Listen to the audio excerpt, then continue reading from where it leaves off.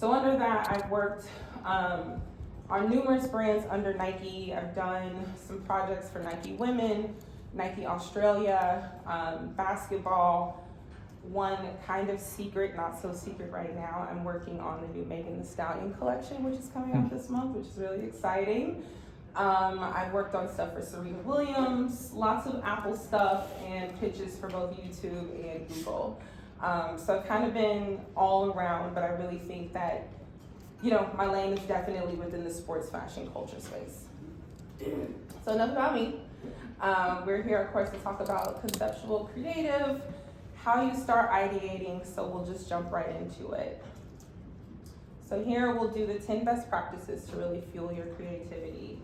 A lot of these photos here are actually from our principal photography from the first Nike project I worked on, which was Nike Come Through. It's a YouTube series, and it was something that's very near and dear to my heart. Fun fact, Victoria Monet, new Grammy winner, was actually on episode 3. And it was really cool to be able to kind of talk to her. This was right after her first Jaguar EP, so like kind of getting to interview her right before her career like really took off. So number 10 is read the brief. I think it was really important to make this number 10 because I think a lot of times it can be very easy to quickly read a brief and not really digest it. So Tim Cook said details matter, it's worth waiting and to get it right, and while details don't wait, I think the most important thing here is really paying attention to even the smallest details. Go over whatever ask you receive with a fine-tooth comb, interrogate your strategist, ask them to see the original brief if you need to. A lot of times you'll find when you get into agency work, if you decide to go that route, typically kind of the chain of command goes client hands it to strategist, strategist build a new brief for creatives. So sometimes there could be something that the strategist might have just missed. So a lot of times like ask those questions, kind of like you really have to irk them honestly to make sure that you have as much information as possible to be able to put forth the best product you can. So this example here is some of the questions that we received from a Nike brief in 2021.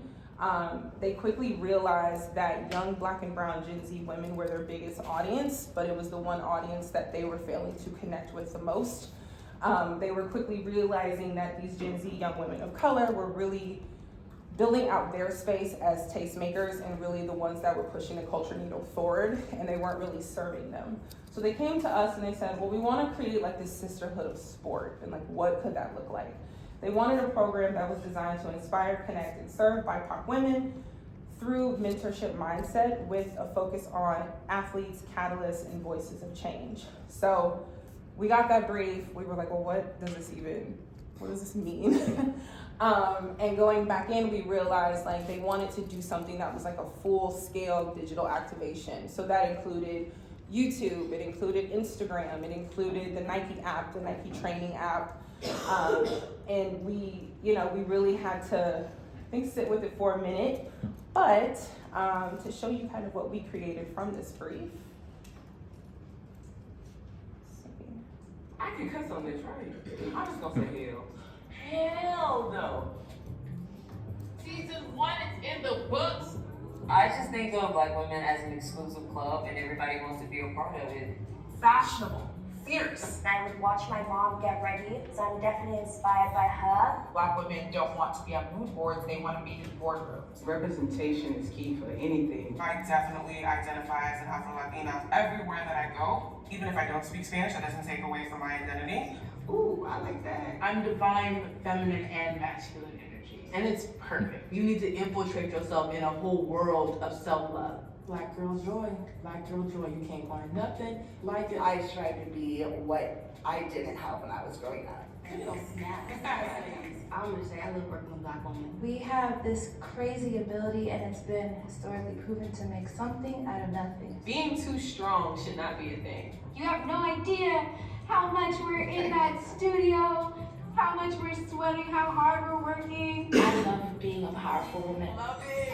Yes, there's so much to celebrate. Champion by Black women, created for all women.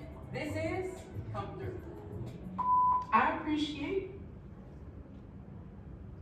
this conversation. I'm sorry, I really need to take things seriously. This was really a dope I conversation. couldn't tell. Ooh, I got scared. So we created Come Through, which ended up being a, what happened to my screen? Okay, hold on, you want me to work too? Oh. There we go. So we ended up creating the Come Through series. It was a 1 season, 7 episode series. And it really, really worked. We ended up increasing app enrollment by like over 100%. We really were able to engage with these young communities. And the best part about it is that we, from the bottom up, employed and hired young Black and brown women on both sides, in front of and behind the camera. So it was really a beautiful effort that Nike put in to be able to connect. And it was kind of one of the first things that really pushed them into this space. And now you're seeing a lot more of this type of authentic storytelling across different Nike landscapes. So the next one is immerse yourself. So this is really about like being able to like lean in and to open up your creative ideation. You have to be willing to immerse yourself in the brand that you're working for, as well as the ask and as well as the audience. I kind of got spoiled my first 1.5 years of agency work because I was working on a lot of things that spoke directly to young women of color within Nike. And then I got put on a pitch for soccer, and I was like, what the hell is this? Like, I grew up in a football family. I didn't have any knowledge of the soccer world outside of like Megan Rapinoe, and I damn sure didn't know anything about Australia. And the first thing that I had to work on was a Nike pitch where we were working on a TV spot for the Australian national women's team, which I was quickly introduced to Sam Kerr, and now I'm a very big Matildas fan. But this was like really a test. Like I went in, and I think the biggest takeaway here is you're not always going to get lucky and work on the things that you happen to be an expert in. So a lot of times it comes to that point where you have to do a lot of research. I started reaching out to my friends who were like really heavy in the soccer space. And I stumbled across Disney Plus of all places had like a Matildas documentary, and I watched it and I fell in love with the team, and now I wear soccer jerseys for fun. Like it's kind of crazy how I've like fully embraced this part of me that I didn't even know existed. So with that, we ended up creating this very cool Nike spot that was directed towards young, I would say, the Zillennial Gen Alpha range. So it was kind of like preteens, early teenagers in Australia. And this is what we came up with.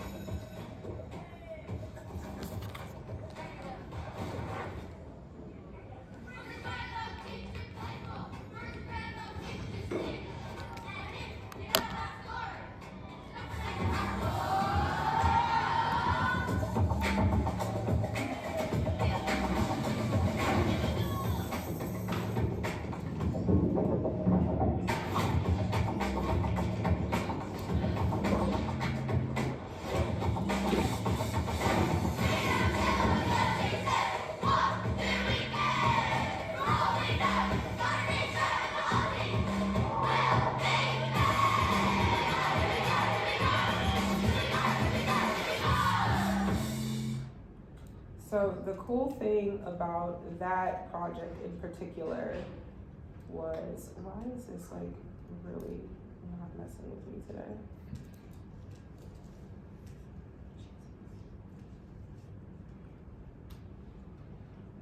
Sorry, y'all. I don't know what this keeps, it was working fine a second ago. Let's just quit. Alright, and of course it's gonna pull up all my decks. Okay, there we go.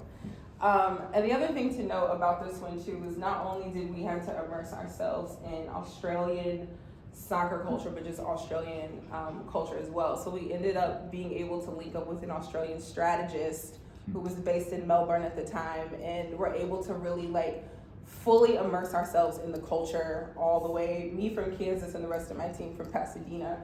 And we were able to pull something together that ended up feeling really, really authentic. So after working on that, I ended up doing a little bit more Women's World Cup stuff, which is the top shoot. And that featured Bunny Shaw from the Jamaican team, and then soccer players from both the Australia team and the Japanese national team.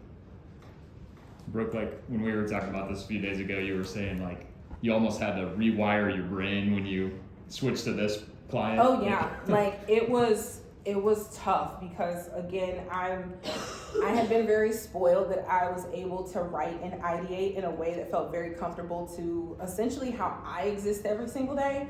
So it was like I had to completely rethink even things about the culture and understanding Australia. Like here, it's very easy for a lot of people, if they're not familiar with Australia, to like jump to big ass spiders and the bush and like all of these stereotypical ideas about Australia, and having to be able to kind of pull that apart and really hone in and learn from a new perspective about the culture that you were then representing. And I think that that's something that's incredibly important across the board to mention. Because I think a lot of times we see brands that try to reach out to different communities and they don't do it in like a very authentic way. A perfect example of that, I don't know if anyone saw like the Aldi tweet that went out recently, and they were like, I don't know gang, it's brick outside, and it was from like their UK account, first of all. And secondly, we were like, Aldi really? Like who wrote this and who approved it? And it was just one of those things that you could tell it wasn't authentic to their brand. So that's something that, was really, really important. I think of even another relevant example is the whole Travis Kelce fade fiasco that has been all over the news. So I feel like that is also necessary to mention. Kind of feeding into that idea is the whole idea of finding unorthodox inspiration. So I have a quote here from Rick Rubin. The Creative Way, I think, is an important book for everybody to own. It's probably one of the best inspirational books for creatives. One of the things that he said was, when looking for a solution to a creative problem, pay close attention to what's happening around you. So from a coffee shop to a book to Pinterest boards to your best friend's weird ex, inspiration is literally everywhere. You just have to be open to it. One of the examples I used here is actually, it's a Migos music video, but they pulled from Fear and Loathing in Las Vegas as their inspiration for the music video. And, I think that is something that is incredibly important, because I think a lot of times when you're in the space of creative ideating, it can be really easy to close yourself off and try to only find other creative inspirations. But the reality of it is that creativity is all around you. You just really have to kind of like allow yourself to receive that. Yeah. So I think this is the last link I have, so we don't have to worry about this issue again. This one I think is really easy, but I wanted to show you guys this video and see if anybody could quickly figure out what the inspiration was. I like to think it's pretty obvious, but we'll see.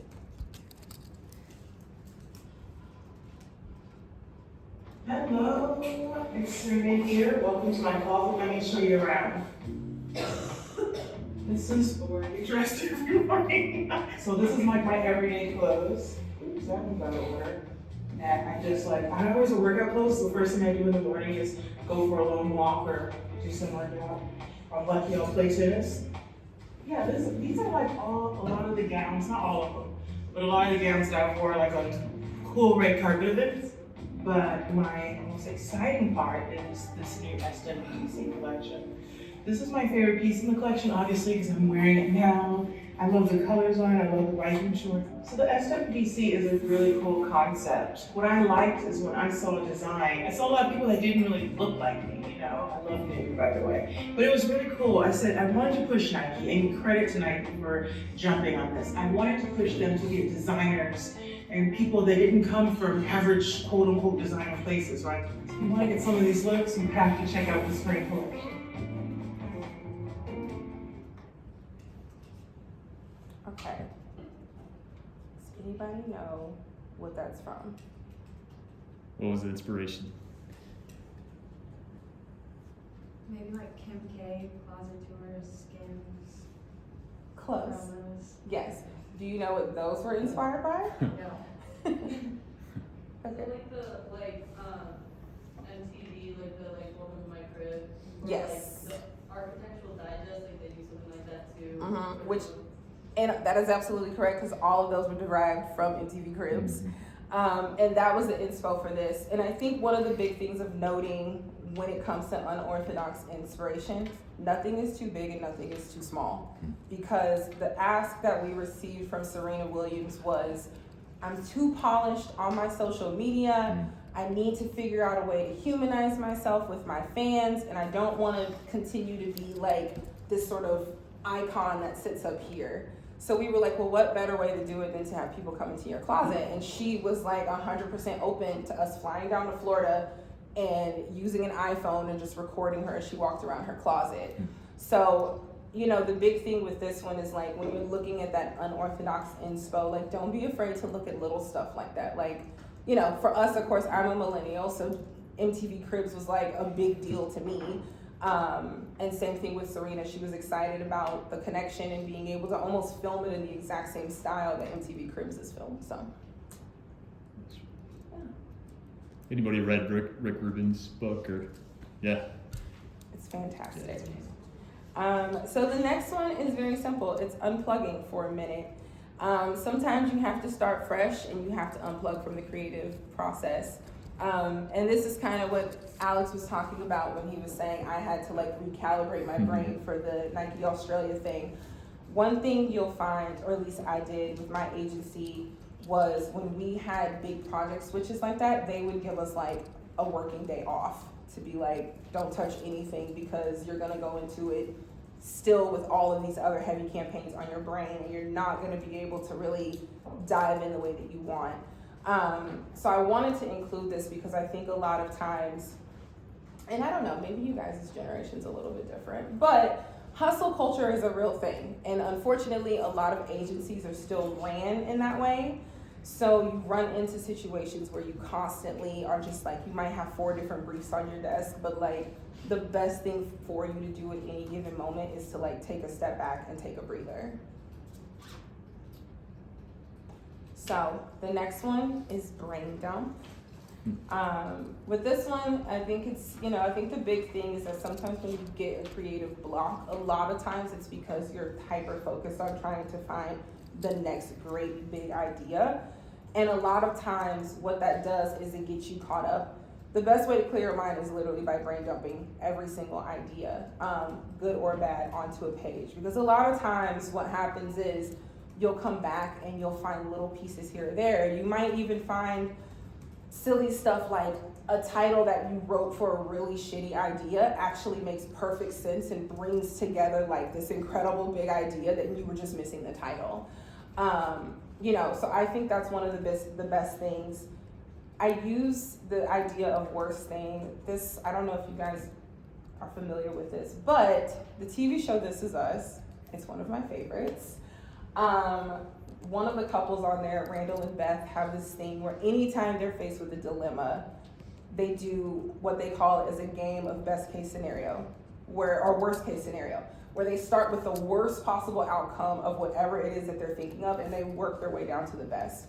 And I think brain dumping in this way is actually really beneficial. Something that you, if it comes into your mind and you're like, oh, that's stupid, write it down. Because you never know that you might end up taking it to your partner and they're like, well, actually, we can use this piece of it and we can break it and we can start building it into something else.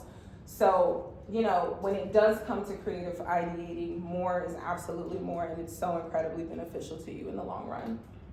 And not to mention, you may find that, you know, you might have been brain dumping for one project, it doesn't work, save that doc. You might get a pitch 6 months later and remember that you had this, what seemed like a terrible idea, and it's the perfect idea for the next pitch. So number 5 is don't sweat the small stuff. This is kind of the have fun tip.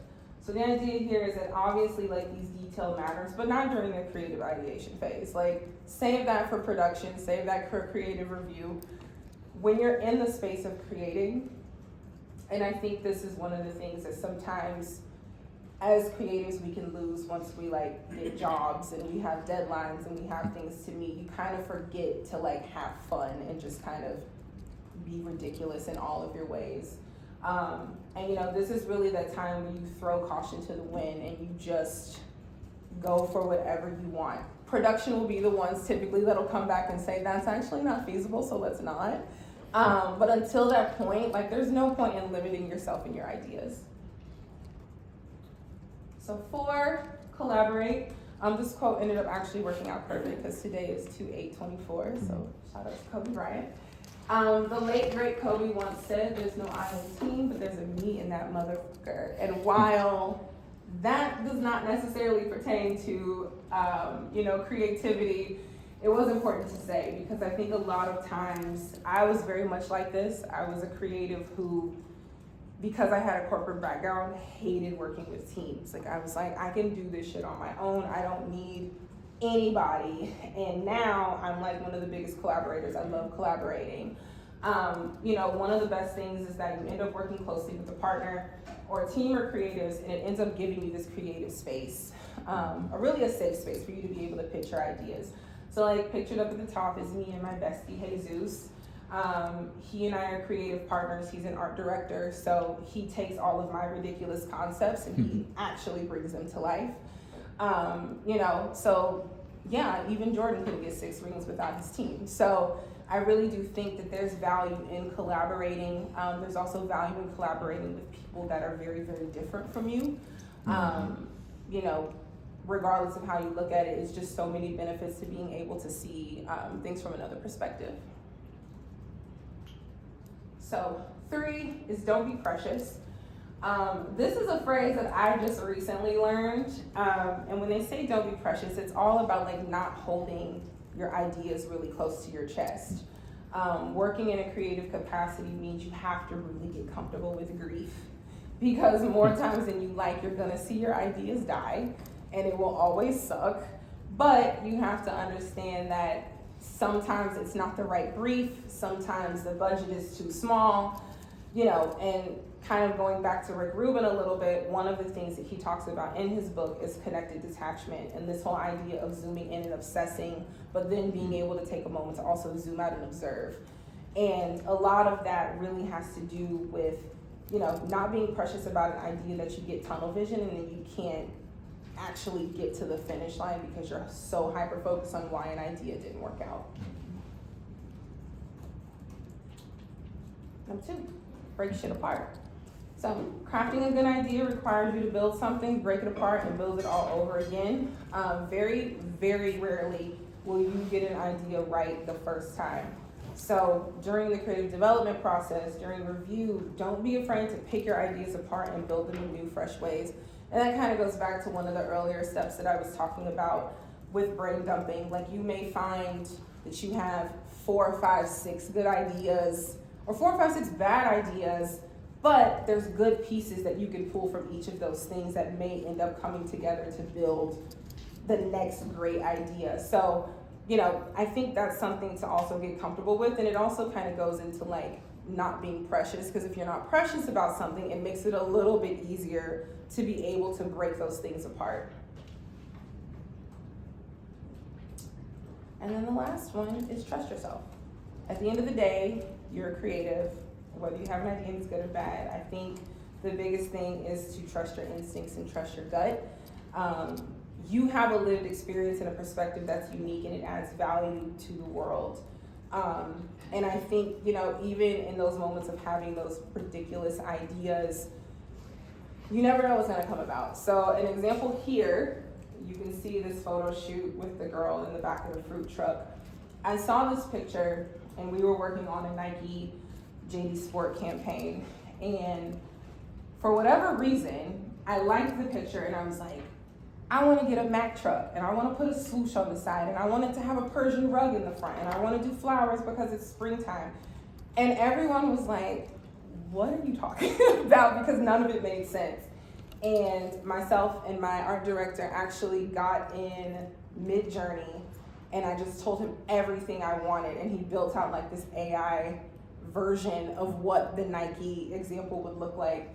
And the Nike team actually ended up loving it, and we were able to get a custom truck that had a very large swoosh on the side and a very expensive Persian rug that I pulled out into an industrial park and got filthy dirty. And we ended up building this very, very beautiful set for the Mako girls who are featured there. And JD Sport loved it so much, it ended up being in the flagship Chicago store. So I say that to say, anytime you have an idea, trust it.